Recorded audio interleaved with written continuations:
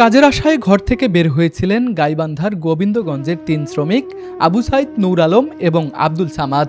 কিন্তু সেই যাত্রাই হয়ে গিয়েছে তাদের জীবনের শেষ যাত্রা। সড়কের পাশে কাজের জন্য অপেক্ষারত অবস্থায় মুহূর্তের দুর্ঘটনায় নিভে গিয়েছে তাদের ৩টি তাজা প্রাণ।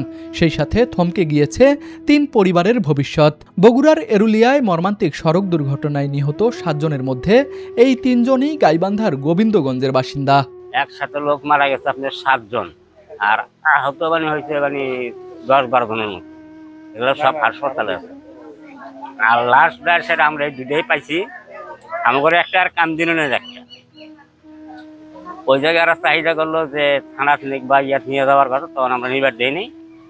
ডাইরেক্ট জানা আমাকে লাশ আমরা বাড়িতে নিয়ে যাবো। নিহত ৩ জনের প্রতিদিনের শ্রমের আয়ে চলত তাদের সংসার। পরিবারের কর্তা এবং একমাত্র উপার্জনক্ষম মানুষকে হারিয়ে এখন শোকের পাশাপাশি ভবিষ্যৎ নিয়ে দুশ্চিন্তায় রয়েছে তাদের পরিবার।